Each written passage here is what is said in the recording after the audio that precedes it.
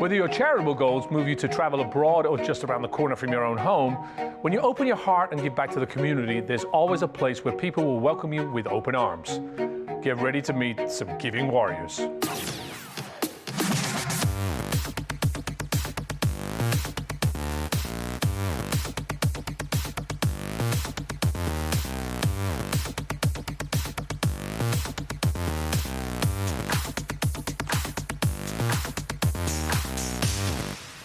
Hello, I'm Adrian Paul. Welcome to Live Life Forward. From corporations to individuals with grassroots efforts, more of us are donating our time, money, or other resources, all for the better good. And that's good news. Let's hope we can inspire you today to find a way to help. We're starting the show with a casino and hospitality leader that's investing in communities across the country, with a close eye on our aging population. Smart move? You bet. Our special correspondent, Megan Tellis, is in Las Vegas with the story of how Caesars Entertainment is helping others to live life forward. There's no debate. Caesars Entertainment has an impressive portfolio. With Las Vegas as its base, it operates 50 hotel and or casino properties in 13 U.S. states and 6 countries. The names are familiar. Caesars Palace, Flamingo, Harrah's, just to name a few. The list of properties seemingly goes on and on. We're talking nearly 70,000 employees worldwide. But away from the glitz and glamour and the allure of slot machines, table games, and entertainment, the company goes all in with its corporate responsibility efforts under the umbrella of the Caesars Foundation. The private foundation, funded by resorts owned or operated by the Caesars Group, focuses on the aging population.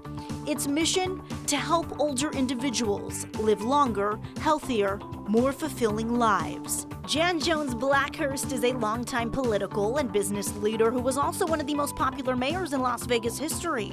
She's a huge advocate for important social issues, especially those impacting our aging population. Today, in her role with Caesars Entertainment, she's also a major force behind the company's move towards connecting with the communities in which they operate.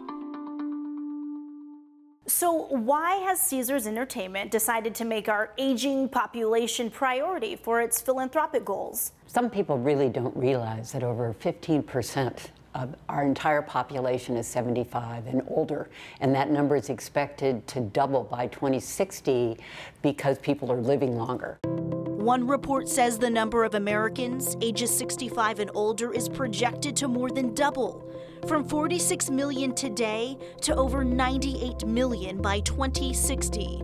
And Jan Jones Blackhurst says that creates even more of an urgent need to help our aging population. Often our seniors are a forgotten group, and we saw an opportunity where we could put together programs that energize their lives, enrich their lives, extend their lives, and make their lives more fulfilling. And it was an opportunity we just didn't want to pass up. Casting a wide net since 2002, the Caesars Foundation has donated more than $70 million to local nonprofits in the communities where they operate. The organization does this with the help of many of its 58,000 employees in those communities who participate in a company-wide citizenship strategy called Hero Program. Over 40% of employees participate in those programs each year with the goal of strengthening the social, economic, educational, and cultural life of these communities, along with promoting a more sustainable world.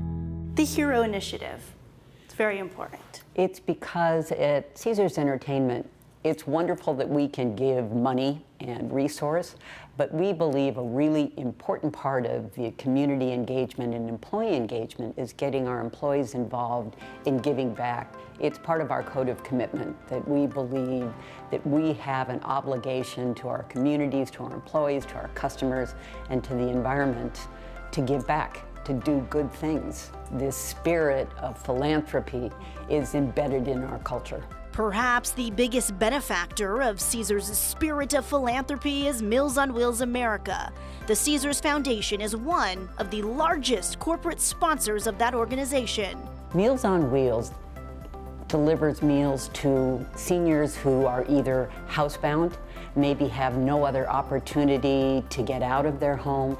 So having the opportunity to support Meals on Wheels, we purchased over 59 vans to make sure that under our control, no senior has to go hungry. How much monetarily has Caesars Foundation provided for Meals on Wheels? Over $5 million. We see it as an opportunity that never ends.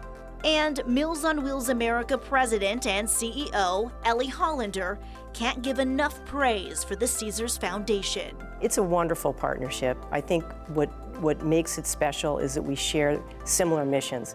Caesars Foundation is really committed to focusing on ending senior hunger and isolation throughout America. That's exactly what Meals on Wheels America is about too. We have two organizations that are catering, if you will, I put in quotes, to an older population, an aging population. And we also understand the power of volunteerism. And along with challenges of living longer, economic and food security, and housing, come specialized healthcare issues such as caring for the aging brain.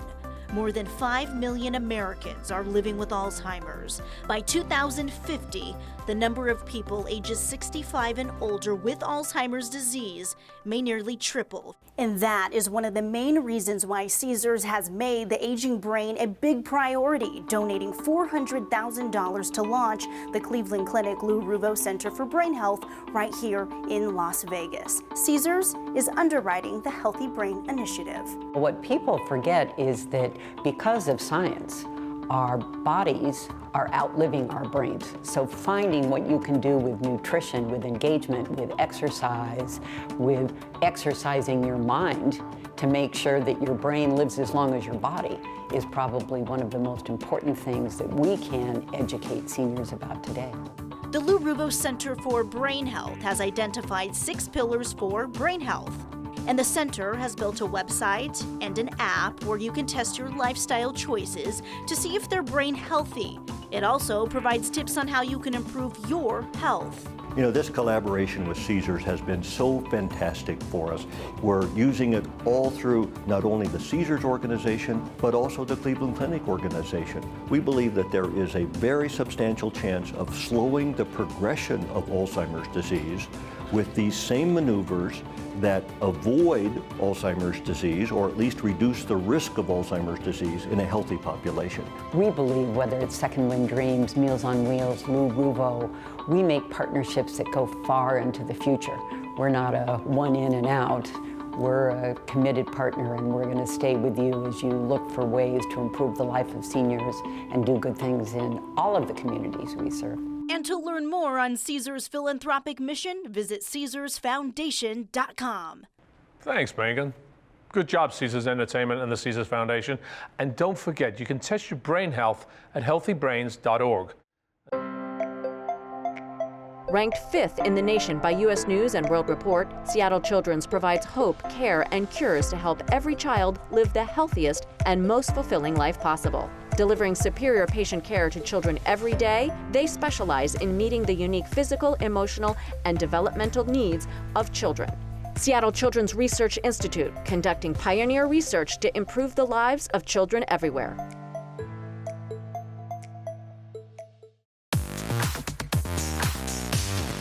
You can start giving back at any age. For one teenager, his father's personal battle moved him to want to change the world for others. So, time now for Allstate's TheySay project. Meet Griffin. They say that we are problems to be solved, but I say we are problem solvers. My name is Griffin Saul, and I am the founder of We Are Able.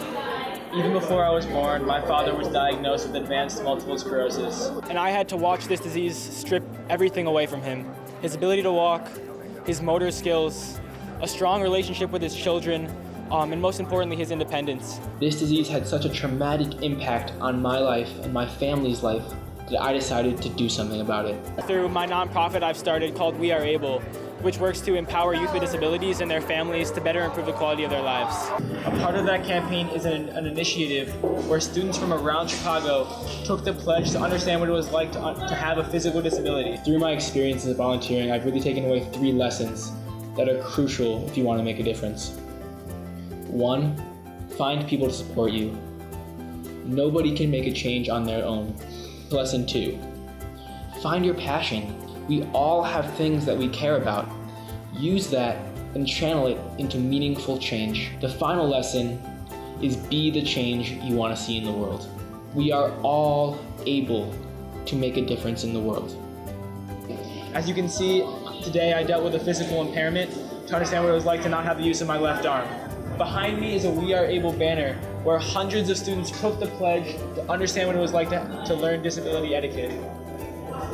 This banner is proof that students and youth are civically engaged and want to make a change in the world. We are all able to take a stand for what we believe is right. We are all able to define our fates, and we are all able to be the change we want to see in the world.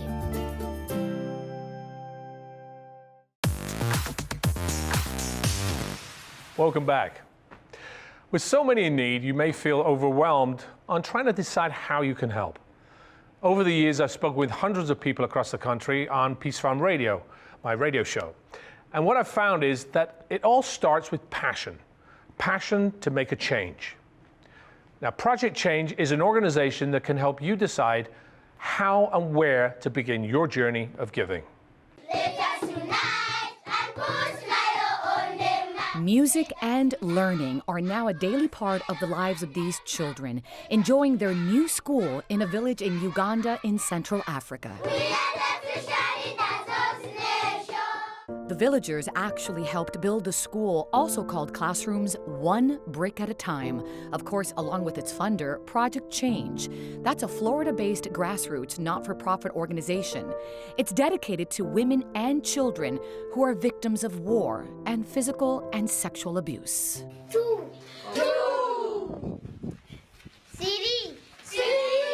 In America, and I would say the Western world, we live with the idea that education is a right. But in Africa and areas that we work, education is a privilege, and it really is for those who can afford it and are born into wealth. Project Change builds schools for elementary children, trade schools for women, and orphanages, which are decidedly called homes. Oftentimes we refer to, our children as orphans living in an orphanage, and we want our kids to be proud of where they live. So what we've decided to do is take the word orphanage out of the facilities that we build. So it's no longer Smile Africa Orphanage, but it's Smile Africa Children's Home. They are no longer orphans, they are part of a program and they're part of our family. And they shouldn't feel like they are alone in this world. And thanks to Project Change, many of them are not alone. During the day, this building schools 200 children. At night, it houses 52 children.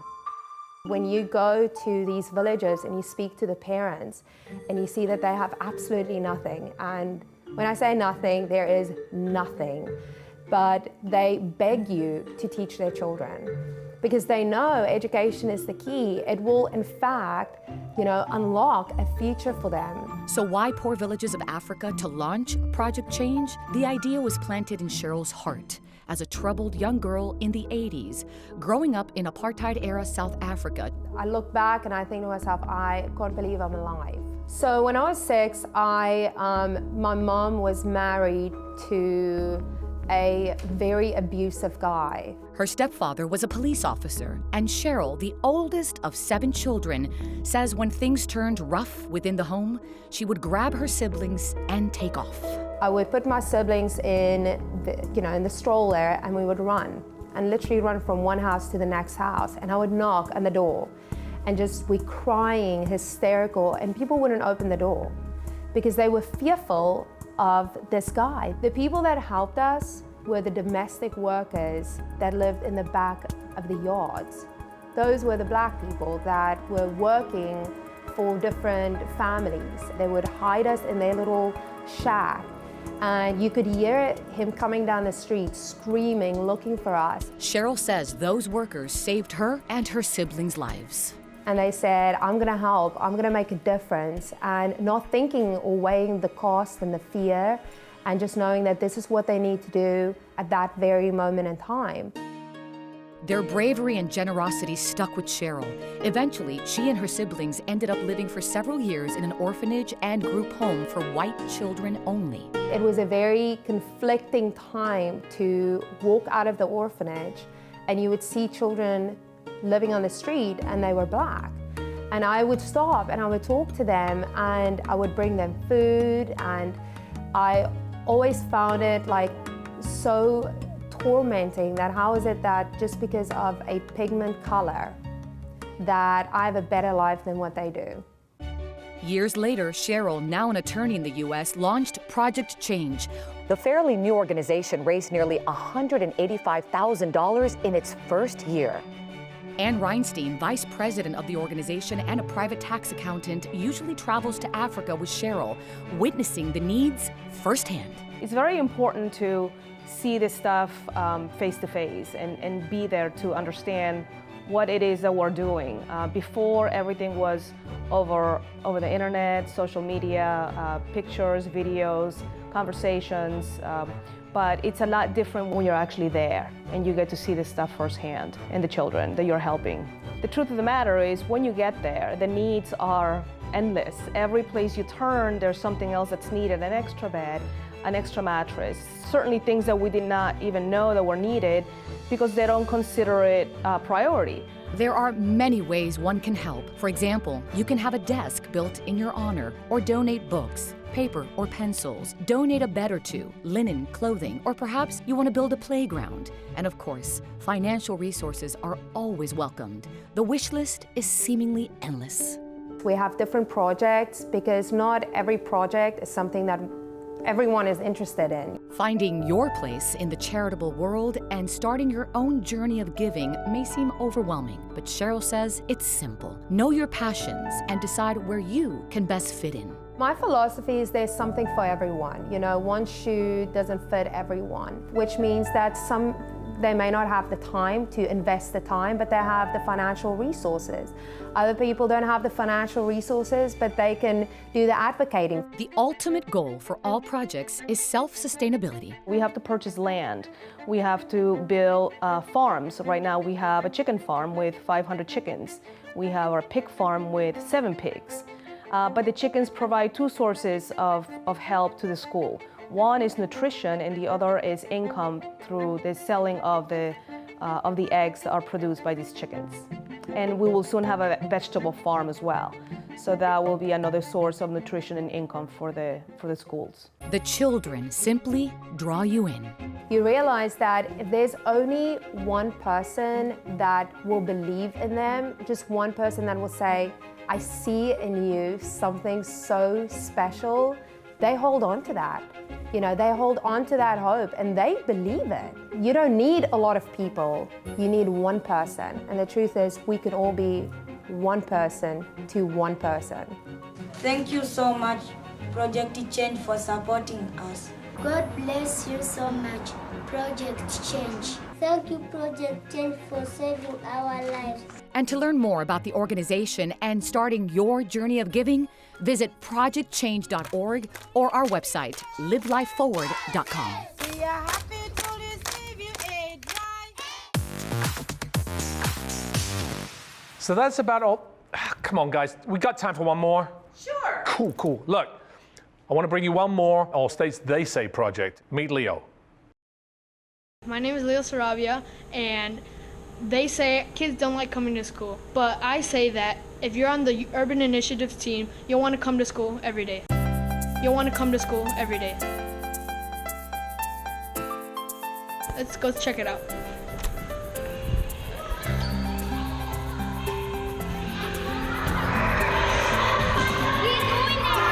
Oh, you're too little, you can't do this, or oh, you don't know about that yet. Kids can make a difference because they are just like you. Just because they're younger doesn't matter, because anybody can learn anything at any age. It doesn't matter who you are or what you look like. If you're making a difference, that's great. You don't know my full potential, so you shouldn't second guess yourself about people, because you might not know what they're going through and you might not know what they do in life to change things. I would like to change that by trying to tell other kids and other adults that we can make a change and we can make a difference in our world. Stop by our website and share your story of change. And please follow me at the Peace Fund or Peace Fund Radio, where every week you can hear more stories from those who are spearheading the issues affecting our kids. And until next time, live life forward.